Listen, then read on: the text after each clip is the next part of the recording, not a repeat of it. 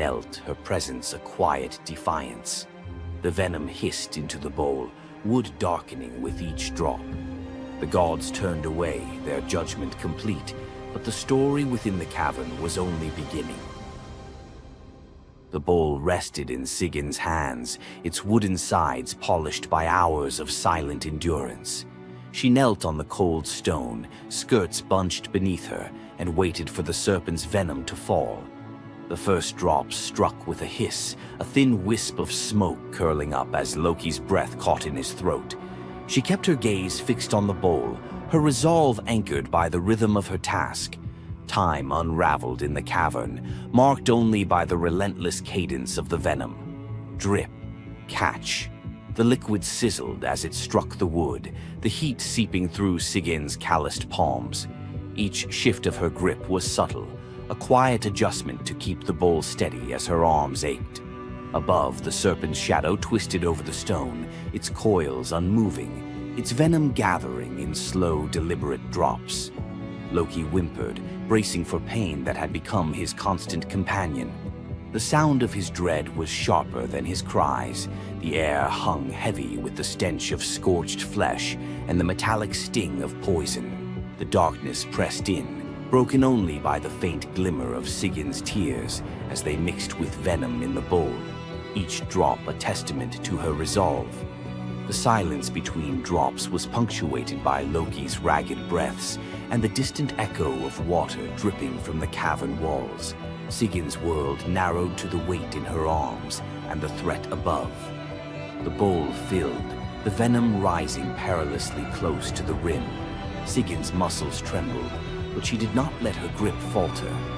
When at last the bowl brimmed, she had no choice but to turn away.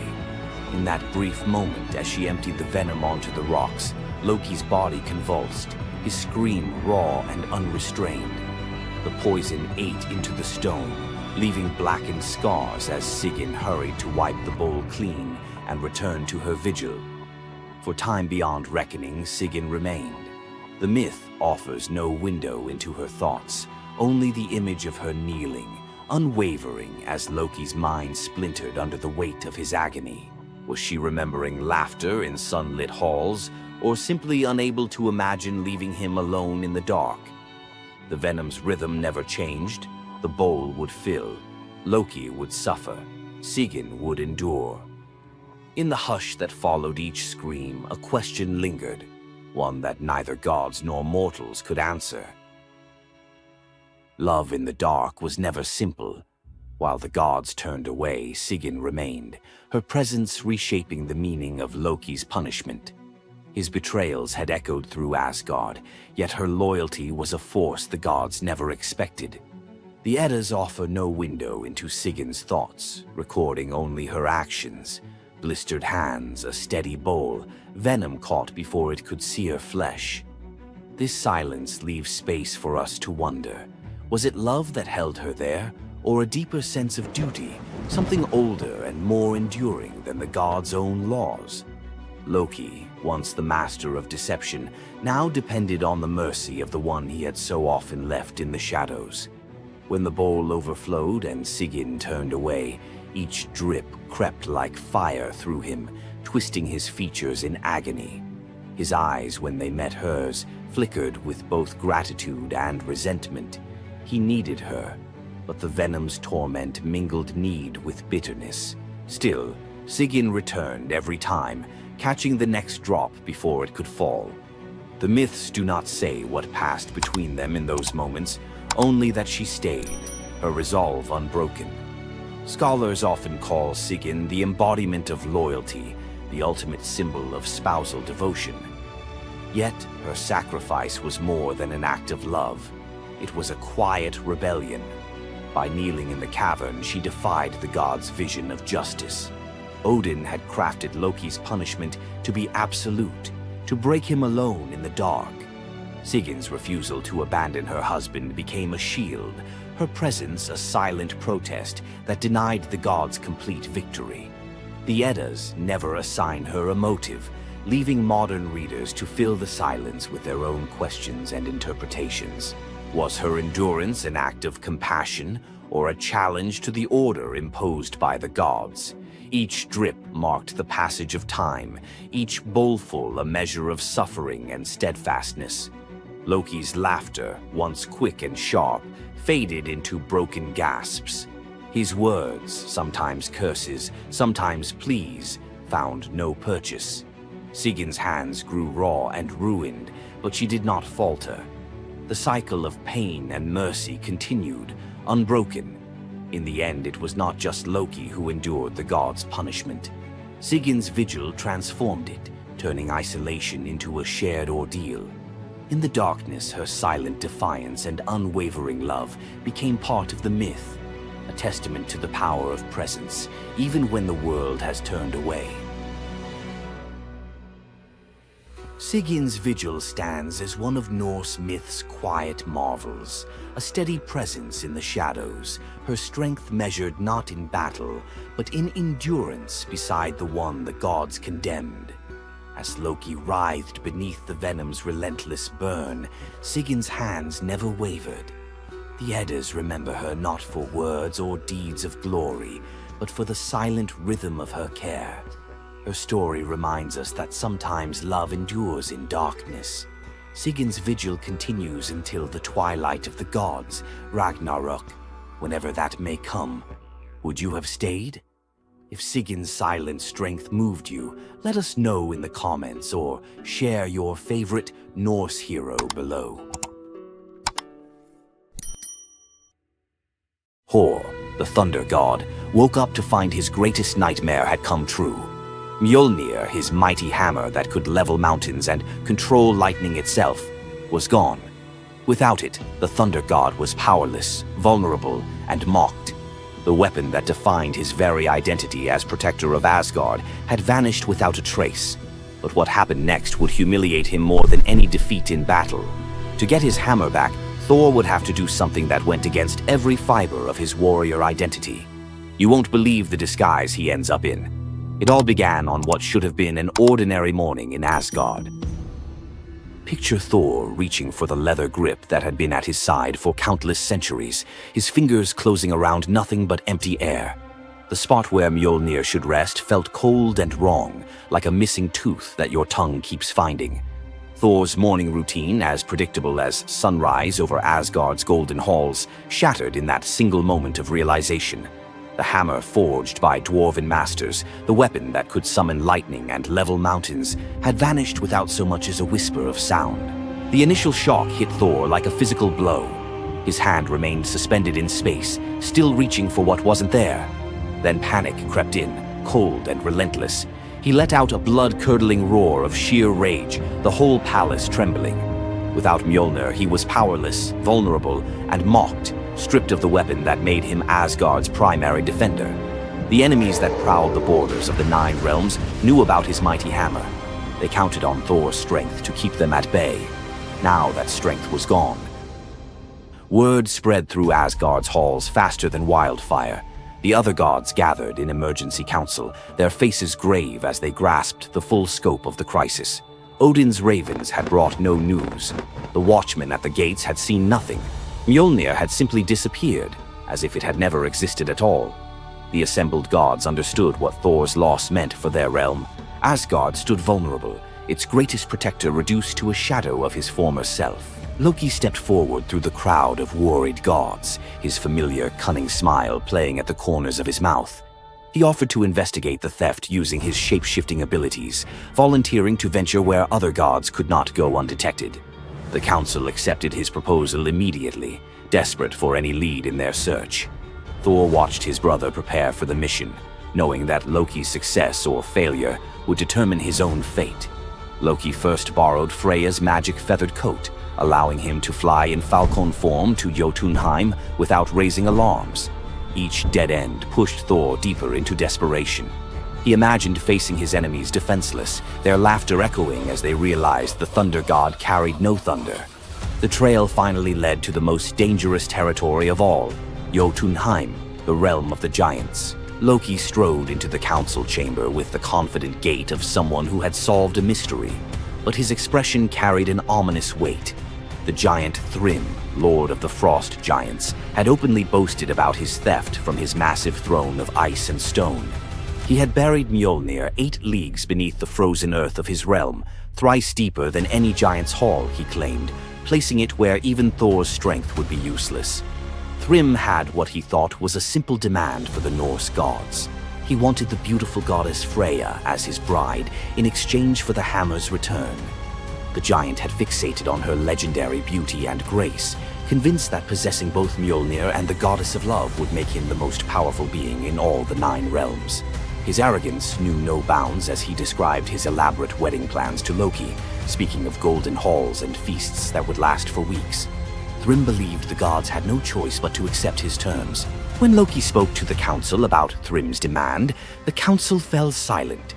Freya's reaction shattered the tense quiet that followed Loki's report, causing her rage to break the Brysinger necklace, its gems scattering across the floor in glittering fragments. She declared she would rather throw herself into the deepest ocean than marry the frost giant who dared make such a demand. The gods found themselves trapped in an impossible situation.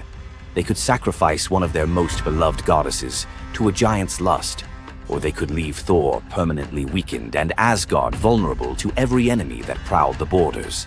The council erupted in frantic debate. Some suggested launching a full assault on Jotunheim, but Thrym's fortress was impregnable and his army vast. Others proposed trickery or negotiation, but every path led to either devastating war or humiliating surrender. Heimdall, the far-seeing guardian who watched over the Rainbow Bridge, had remained silent throughout the heated discussions. When he finally spoke, his words stopped every conversation in the hall. His suggestion was so outrageous, so completely unthinkable, that even Loki's jaw dropped open in shock. The gods stared at Heimdall as if he had lost his mind, but they were out of other options. What he proposed, however, would challenge everything Thor stood for as a warrior. Heimdall's words hung in the air like a challenge to the very foundations of Norse honor. The far-seeing god had suggested that Thor disguise himself as a bride and infiltrate Thrym's wedding feast to recover Mjolnir. He spoke with calm authority, tie housewife's keys about his waist, and pin bridal jewels upon his breast. The idea was so fundamentally opposed to Norse concepts of masculine honor that Thor's initial response shook the very walls of Asgard. He declared the plan preposterous and swore he would never hear the end of it if word spread that the Thunder God had dressed as a woman. The assembled gods watched in tense silence as their mightiest protector wrestled with a challenge that could not be solved through brute force or lightning strikes. They had already considered launching a full assault on Jotunheim, but Thrym's fortress was impregnable and his army vast. No other choice remained. Thor paced the hall like a caged wolf, his massive fists clenched as he grappled with the impossible choice between his warrior's pride and his duty to protect Asgard. Every instinct in his body rebelled against the idea of abandoning his identity as a fearsome warrior to play the role of a delicate bride. Loki stepped forward with barely contained excitement, volunteering to accompany Thor as his maidservant. The trickster god's eagerness to participate in this elaborate deception revealed his true nature. While Thor struggled with the concept, Loki was already plotting the specifics of costumes, mannerisms, and the lies they would need to maintain throughout their dangerous mission. The transformation began with layers of bridal linen draped over Thor's massive frame. Servants brought forth delicate jewelry, housewife's keys that symbolized domestic authority, and a dainty hood for his head. Finally came the precious necklace of Brysinger. Each item added to the disguise felt like another blow to Thor's warrior identity. When he finally looked at his reflection, the god of thunder saw an unconvincing bride staring back at him. Thor finally accepted the plan because no alternative existed. The unlikely pair prepared to set off for enemy territory, where their deception would face its ultimate test among giants, eager to celebrate their lord's triumph. The great hall of Thrym's fortress buzzed with excitement as giants gathered to witness their lord's marriage to the most beautiful goddess in all the 9 realms. Thor sat at the high table in his bridal disguise, surrounded by massive frost giants who raised their drinking horns in celebration. The feast spread before them displayed the giants' wealth and power. Roasted oxen filled enormous platters, Fresh salmon gleamed on silver dishes, and barrels of mead stood ready to fuel the night's festivities. Thor's legendary appetite struck like a thunderbolt. He polished off an ox and ate whole salmon in moments, tearing through the meat as if he hadn't eaten in weeks. 3 measures of mead vanished as quickly as if someone had poured them into a bottomless pit. The assembled giants watched in stunned silence as the delicate bride consumed more food than most warriors could handle. Thrym's eyes narrowed with growing suspicion. This goddess ate like a battle-hardened warrior, returning from a long campaign, not like the refined Freya he expected to marry. Loki stepped forward with the smooth confidence of a master storyteller. He spun a tale about Freya's 8-day fast in eager anticipation of reaching Jotunheim and marrying the mighty Thrym.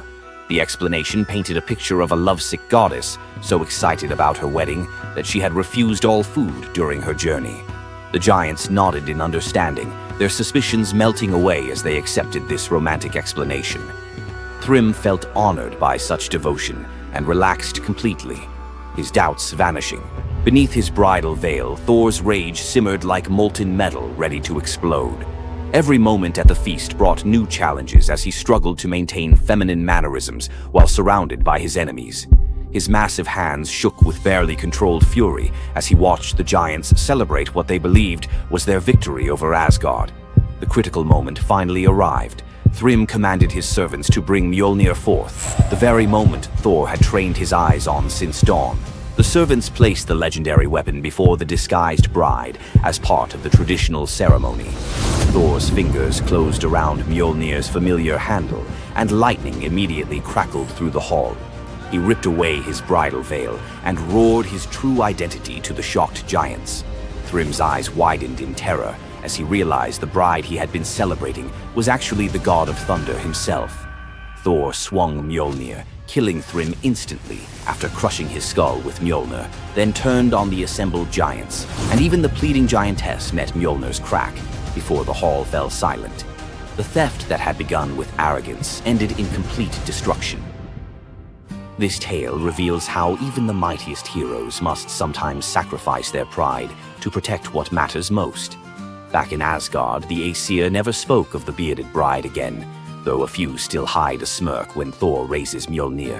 And we end this story with a very valuable lesson. Never steal Thor's hammer.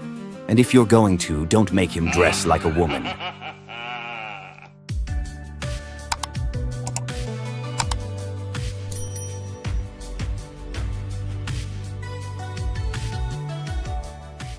What makes Zeus, the mighty king of the Greek gods, one of the most fascinating figures in mythology? Is it his unparalleled power over the skies, his cunning strategies, or the sheer drama of his endless affairs? While his tales are legendary, there's one story that stands out: the epic battle that earned Zeus his throne, the Titanomachy. This isn't just a story of a god's rise to power, it's a tale of rebellion, alliances, betrayal, and the ultimate struggle between 2 generations of divine beings. Stay with us as we dive into the myth of the Titanomachy, Zeus's role in overthrowing the Titans, and the secrets that shaped his reign. Before Zeus became the king of the gods, his father, Cronus, ruled the cosmos. Cronus was the youngest of the Titans, a race of primordial deities born of Uranus, the sky, and Gaia, the earth. The Titans were immensely powerful, but also deeply flawed. Cronus had gained power by overthrowing his own father, Uranus, in a brutal act of betrayal. But just as Cronus had betrayed his father, a prophecy loomed over him, warning that one of his own children would overthrow him. To prevent this, Cronus took a horrifying precaution. He swallowed each of his children as they were born, imprisoning them in his stomach for eternity. But Gaia, the ever-watchful mother of the gods, wasn't about to let this happen again. When Rhea, Cronus's wife, gave birth to Zeus, Gaia devised a plan. Rhea tricked Cronus by handing him a stone wrapped in swaddling clothes, which he swallowed, believing it was his newborn son. Meanwhile, Zeus was spirited away to a hidden cave on the island of Crete, where he was raised in secret. Zeus grew up under the care of nymphs and a goat named Amalthea, who nourished him with her milk. As he matured, Zeus learned of his father's tyranny and vowed to free his siblings and challenge Cronus's rule. Zeus couldn't take on Cronus and the Titans alone. He needed allies. His first move was to rescue his siblings trapped inside Cronus. With the help of the goddess Medusa, Zeus tricked Cronus into drinking a potion that caused him to vomit up his children, Hestia, Demeter, Hera, Hades, and Poseidon, fully grown and ready for battle. Now united, the 6 Olympian siblings declared war on Cronus and the Titans. But the Titans were powerful, and the war, known as the Titanomachy, would rage for 10 years with no clear victor. Realizing they needed an advantage, Zeus turned to the most unlikely of allies, the Hecatonchires and the Cyclopes. These were monstrous children of Gaia and Uranus, imprisoned in Tartarus by Cronus out of fear of their immense power. The Hecatonchires had 100 hands and unparalleled strength, while the Cyclopes were master craftsmen. Zeus descended into Tartarus, defeated its terrifying guardians, and freed these imprisoned beings. In gratitude, the Cyclopes forged weapons for Zeus and his brothers. Zeus received the thunderbolt, Poseidon the trident, and Hades a helmet of invisibility. With these tools and the raw power of the Hecatonchires, the Olympians finally had the upper hand. The final clash of the Titanomachy was a cosmic spectacle. The Titans, led by Cronus, unleashed their full fury, shaking the very foundations of the universe. Mountains crumbled, seas boiled, and the skies erupted in chaos. But Zeus and his allies were relentless. Zeus hurled his thunderbolts with unerring precision, scorching the battlefield and scattering the Titans' ranks. Poseidon unleashed massive earthquakes, and Hades used his helmet of invisibility to sow confusion among their enemies. The Hecatonchires proved invaluable, hurling massive boulders with their 100 hands, overwhelming the Titans. One by one, the Titans fell, their immense power no match for the combined might of the Olympians and their allies. Cronus was the last to fall. Zeus struck him down with a thunderbolt so powerful that it split the skies. With Cronus's defeat, the Titanomachy was over. With the Titans defeated, Zeus and his siblings faced a choice: what to do with their vanquished foes. In a move both strategic and ruthless, Zeus imprisoned the Titans in Tartarus, deep within the underworld, where they would remain for eternity under the watchful eye of the Hecatonchires. Zeus then divided the cosmos with his brothers. He claimed the skies as his domain, Poseidon took the seas, and Hades ruled the underworld. Together, they established the rule of the Olympians, with Zeus as their undisputed king. But the Titanomachy left scars. Gaia, enraged by the imprisonment of her Titan children, gave birth to new monstrous beings to challenge Zeus's reign. Among them was Typhon, a creature so fearsome that even the gods trembled before him. Typhon's battle with Zeus is another story for another day, but it serves as a reminder that power in the ancient world was never secure. Zeus's rise to power marked the beginning of a new era, but his reign was anything but peaceful. While he was the king of the gods, his rule was marked by constant challenges, from rebellious mortals to jealous deities and his own unquenchable desire for love and control. Zeus was both a protector and a tyrant, a figure who inspired awe and fear. His thunderbolts were a symbol of justice, but they were also a tool of destruction. He fathered countless children, both mortal and divine, and his many affairs often sparked conflict among the gods. Yet, despite his flaws, Zeus's rule brought stability to a chaotic world. Under his reign, the gods established order, overseeing the realms of humans and maintaining the delicate balance between earth, sea, and sky. The myth of Zeus and the Titanomachy isn't just a tale of war. It's a story about the cycles of power and rebellion. Just as Zeus overthrew Cronus, who had overthrown Uranus, Greek myths suggest that even the mightiest rulers are vulnerable to the forces of change.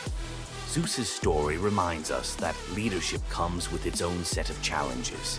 It's not just about gaining power, it's about maintaining it, often at great cost. Zeus's rise to power is one of the most thrilling tales in mythology, filled with battles, alliances, and sacrifices. But what do you think? Was Zeus a just ruler, or was he simply another tyrant destined to fall like the Titans before him? Let us know your thoughts in the comments below. Don't forget to like this video if you enjoyed this dive into Greek mythology, share it with fellow myth lovers, and subscribe to our channel for more epic tales from the ancient world. Until next time, remember, the gods may rule from above, but their stories remind us of the struggles we all face below. You thought fairy tales were magical. Think again. The real origins of these classic tales are disturbing, gruesome, and filled with horror. Many of these stories have been sanitized for modern audiences, but their original versions were filled with betrayal, curses, and brutal consequences. From Pinocchio's horrifying fate to the true story of Bluebeard, let's dive into the darker side of fairy tales that history tried to erase. Fairy tales weren't always about happily ever after. Many of them were cautionary tales, warning of real dangers, human cruelty, and supernatural horrors. 1. The original Pinocchio, a gruesome fate. Before Disney made him a lovable puppet, Carlo Collodi's original Pinocchio was a terrifying little troublemaker.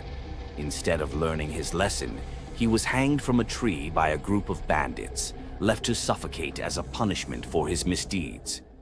2. Bluebeard, the serial killer's tale. Bluebeard was not a misunderstood nobleman. He was a full-blown serial killer. In Charles Perrault's version, Bluebeard marries multiple women and forbids them from entering one locked room. When his latest wife disobeys, she discovers the corpses of his past wives, hanging from hooks. He nearly kills her too, but she's saved at the last second by her brothers. Some believe this gruesome tale was inspired by real-life figures like Gilles de Rais, a nobleman convicted of horrific crimes. 3. The Pied Piper, a tale of mass disappearance. The Pied Piper of Hamelin was not just about a man who played music to lead away rats. He also took the children. In some versions, the town refuses to pay him for his services, so he takes revenge by luring all of their children into a cave, where they are never seen again. Historians believe this could be based on a real event, where an entire group of children from Hamelin mysteriously vanished in the Middle Ages. 4. Rumpelstiltskin, a vengeful trickster. In the original versions of Rumpelstiltskin, when the young queen guesses his name, he doesn't just leave. He flies into a rage so intense that he tears himself in half. In some versions, he stomps on the ground in fury, falling into a pit and disappearing forever.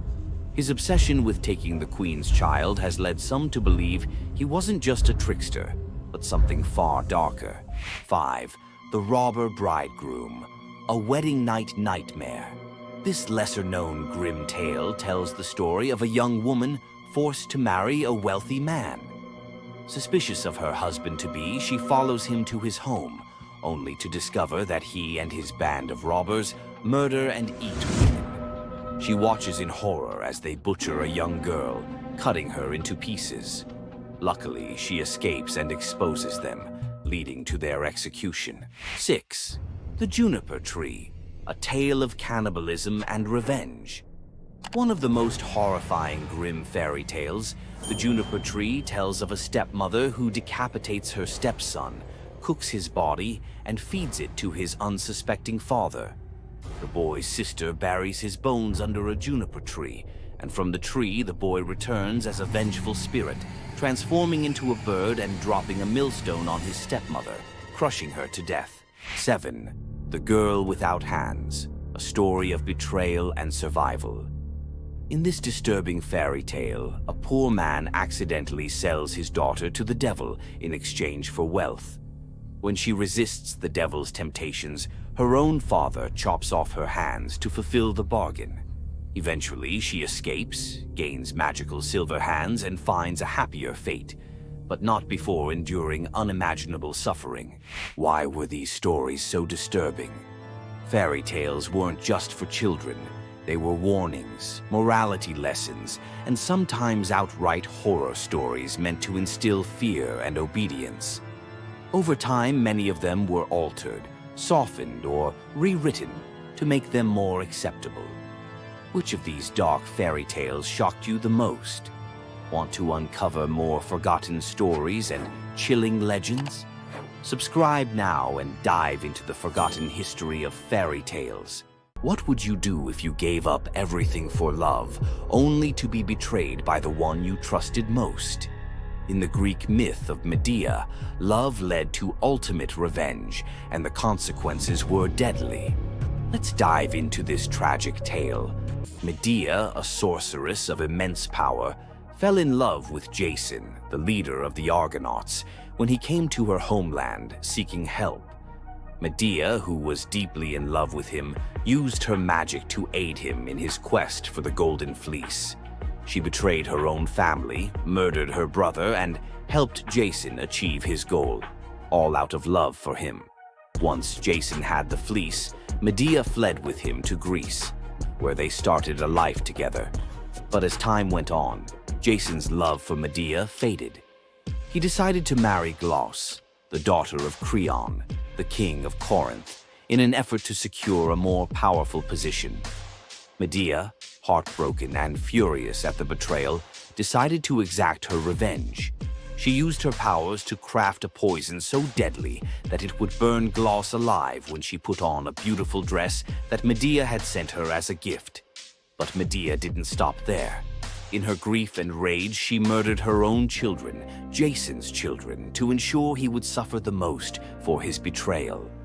The pain of losing everything she loved was unbearable, and Medea, having left nothing behind but destruction, fled to Athens, leaving Jason to wallow in his sorrow and regret. Medea's story is a tragic reminder of the destructive power of betrayal and the extreme lengths to which love can drive someone. Sometimes love is not only blind, but it can also lead to devastation and vengeance. Does Medea's vengeance leave you thinking about the darkest side of love? Subscribe for more ancient Greek myths filled with twists, power, and passion. Ever wondered what it would be like to walk through the ancient world and encounter mythical creatures from Greek mythology? Get ready to meet the beasts that shaped legends. In Greek mythology, creatures were more than just beasts. They were symbols of the forces of nature, God's will, and humanity's struggle with the unknown. From the terrifying Minotaur lurking in the labyrinth to the mesmerizing sirens luring sailors to their doom, these creatures were as captivating as they were dangerous. The mighty Hydra, with its multiple heads that regrew each time they were cut off, was a symbol of unstoppable power. The Cerberus, the three-headed dog guarding the gates of the underworld, represented the barrier between life and death. But not all mythical creatures were monsters. The graceful Pegasus, a winged horse born from the blood of Medusa, symbolizes freedom and the pursuit of the heavens. These creatures still live on in our stories, haunting the shadows of ancient Greece and whispering through the winds of time. Which Greek mythological creature fascinates you the most? Share your thoughts and don't forget to subscribe for more legendary tales from Greek mythology. Imagine being one of the greatest hunters in the world, known for your unmatched speed and skill. But despite all your abilities, your destiny is determined by a simple golden apple. Let me tell you the tragic tale of Atalanta, the huntress who couldn't escape her fate.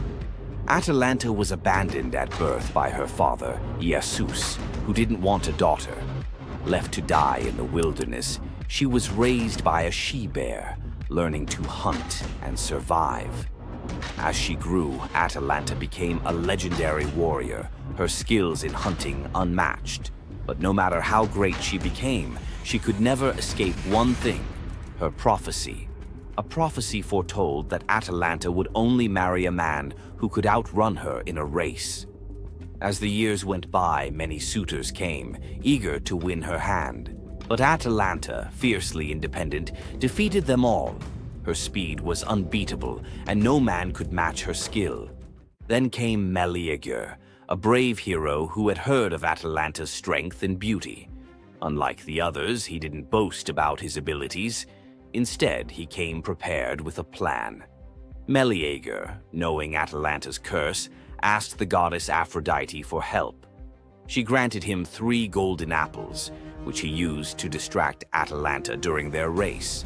As Atalanta raced ahead, confident of her victory, Meleager tossed the apples one by one in her path. The golden apples were so beautiful, they distracted Atalanta just enough to slow her down. In the end, Meleager won the race, and Atalanta was forced to marry him, despite her reluctance to give up her independence. But the story doesn't end in happiness. Atalanta and Meleager's marriage was plagued with regret. Atalanta, still driven by her need for freedom, felt trapped by the very love she couldn't escape. And in the end, Meleager, whose destiny was also marked by the gods, tragically died before she could ever truly be free. Atalanta's story is a tale of love, fate, and the clash between personal destiny and desire. Despite her unmatched strength and independence, her fate was sealed by love, and her story remains a tragic reminder of how even the most powerful can be brought down by what they cannot control. If Atalanta's bittersweet story of fate and love left you in awe, subscribe for more untold Greek myths and the heroes who shaped the ancient world. You've heard of a goddess whose beauty was unmatched. But what if I told you that her beauty wasn't what it seemed? In fact, her allure led to some of the darkest consequences in ancient myth. This goddess, adored by many, held the power to captivate anyone with a mere glance. She was so beautiful that her charm could sway the gods, kings, and mortals alike. But this beauty came with a deadly price. The goddess we're talking about is none other than Aphrodite, the Greek goddess of love and beauty. While she is often depicted as the epitome of grace, sensuality, and allure, her beauty was more of a curse than a gift. Aphrodite's powers extended beyond just physical beauty. Her charm was irresistible, but it came at a cost. Her very presence could bring turmoil. Many heroes and kings fell victim to their obsession with her. Take Paris, for instance.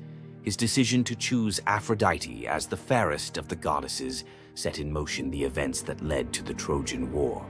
His desire for her beauty caused the death of thousands and the fall of Troy. But Aphrodite's beauty didn't just destroy men, it could break gods too. The tale of her and Ares, the god of war, exemplifies this. While Aphrodite was married to Hephaestus, the god of blacksmiths, her passionate affair with Ares led to chaos among the gods. Her beauty wasn't just about attraction, it caused jealousy, betrayal, and ultimately destruction. Despite her dazzling appearance, Aphrodite was also a figure of deceit and destruction, proving that beauty, when it holds such power, can be dangerous. It's no wonder the ancient Greeks warned that appearances can be deceiving. Aphrodite's beauty may have dazzled the world, but her story teaches us that sometimes what's on the surface can mask a much darker reality. So, was Aphrodite's beauty a blessing or a curse? The myths suggest that beauty, when wielded by the gods, is never what it seems. If you want to uncover more hidden truths about gods and goddesses from the ancient world, hit that subscribe button. There's so much more to explore in these captivating stories of the past. Imagine having a wish so powerful that everything you touch turns to gold. Sounds like a dream, right? But for King Midas, this dream turned into a nightmare. Let's dive into his tragic story. Once upon a time, King Midas ruled over a prosperous kingdom known for his wealth and opulence. But Midas wasn't just content with riches. He wanted more. He wished for the ability to turn anything he touched into gold. One day, the god Dionysus appeared before him and, impressed by Midas's devotion, granted him the wish. At first, Midas was overjoyed. Everything he touched, his food, his treasures, his furniture, transformed into gold. His wealth grew beyond imagination, and his joy knew no bounds. But soon, Midas realized the curse of his wish. He touched a rose, gold. He touched his food, gold. Desperate for a meal, he tried to drink water, gold. In horror, Midas realized that even his daughter, whom he loved dearly, turned into a lifeless golden statue when he touched her. Furious with the consequences of his greed, Midas begged Dionysus for mercy. The god, seeing the king's suffering, told him to wash in the river Pactolus. And in that moment, Midas's golden touch was taken away. The river's waters, now imbued with Midas's curse, carried gold downstream, forever tainting the land. King Midas's story is a reminder that greed often blinds us to the consequences of our desires. His once prized gift became his greatest curse, teaching us that not all treasures are worth the price. If King Midas's tale of power and greed left you thinking, make sure to subscribe for more epic Greek myths and their timeless lessons. Stay tuned for more stories of fate, love, and the god's wrath.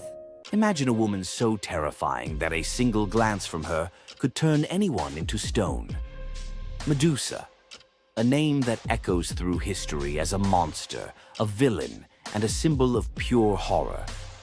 But what if everything you thought you knew about her was wrong? Medusa wasn't always a monster.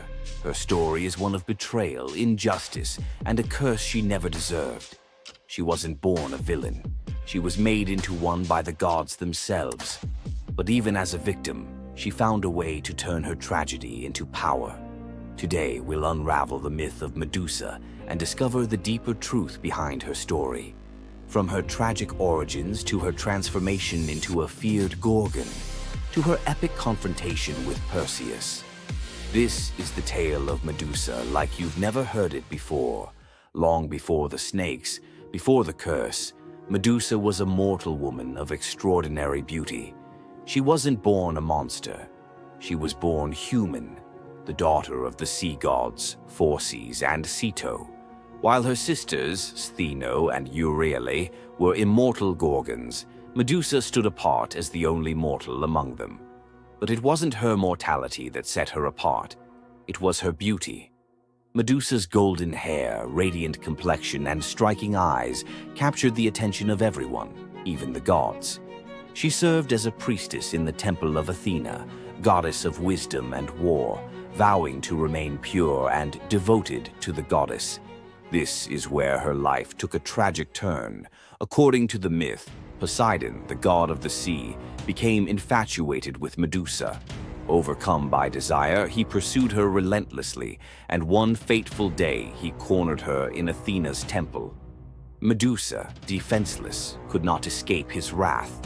But instead of protecting her, Athena turned her fury against Medusa. The goddess, enraged by the desecration of her temple, cursed Medusa for what had happened, punishing the victim instead of the perpetrator. Athena's curse transformed Medusa into a Gorgon, a being so hideous that no one could bear to look at her. Her golden hair turned into a nest of venomous snakes, and her eyes became so powerful that a single glance could turn living creatures to stone. This moment defined Medusa's new existence. Once revered for her beauty, she was now feared and hunted as a monster. But beneath the horror of her transformation lay a deeper question. Was Medusa truly cursed, or had she been given a weapon to defend herself in a world that had betrayed her? Medusa fled from civilization, retreating to a remote island where she lived in solitude. Here she came to terms with her new form and the terror it inspired. The snakes in her hair hissed constantly, and her reflection, once a source of pride, was now a weapon she couldn't dare to look at. But the world wouldn't let her rest. Tales of the monster of the island spread across Greece, and soon warriors came seeking glory by trying to slay her. None succeeded. Each challenger who entered her domain fell victim to her petrifying gaze, their bodies forever frozen in stone. Medusa's life became one of survival, fending off those who sought to destroy her while grappling with the isolation of her curse.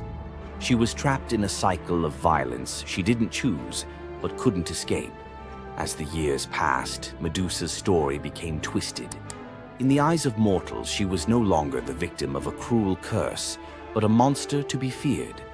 The tragic young woman was lost to legend, replaced by the image of a terrifying villain. Enter Perseus, a young demigod with a destiny to fulfill. Tasked with bringing back Medusa's head as proof of his strength, Perseus embarked on a perilous journey to find her. But unlike the warriors before him, Perseus wasn't relying solely on his skill. He had the favor of the gods.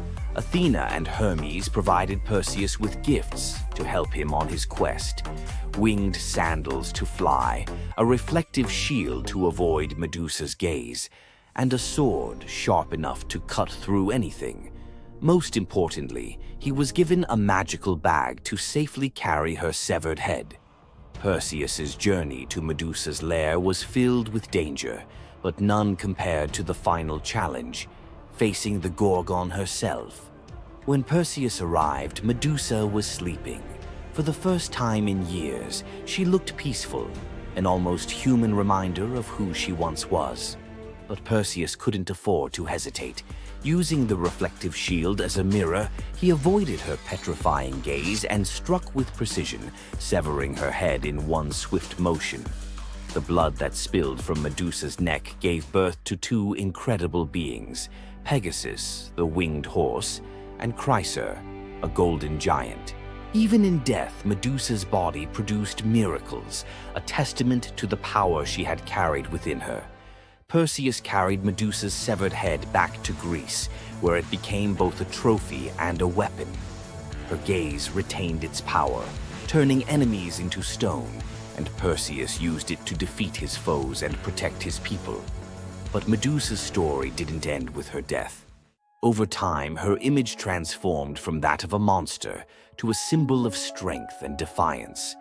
Women, especially, began to reclaim her story, seeing her as a figure who resisted the gods and survived unimaginable betrayal. Today, Medusa is more than a mythological figure. She's an icon. Her face appears in art, literature, and even modern movements that challenge systems of power and oppression. But the question remains, was Medusa truly a monster, or was she a victim of a world that feared her power? Medusa's story is a reminder that myths are more than just tales of gods and heroes. They're reflections of human nature, of the injustices and triumphs we still see today. So, what do you think? Was Medusa a villain, or was she a misunderstood symbol of resilience? Leave your thoughts in the comments. Give this video a like if you found her story as fascinating as we did.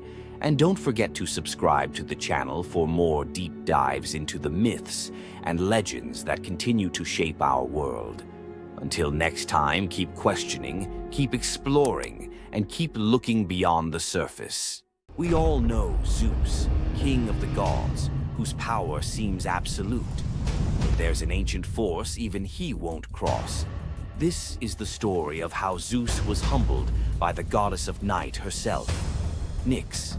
Long before Zeus, there were primordial gods who were the universe's core forces. The most powerful was Nyx. Born from chaos, she is the night.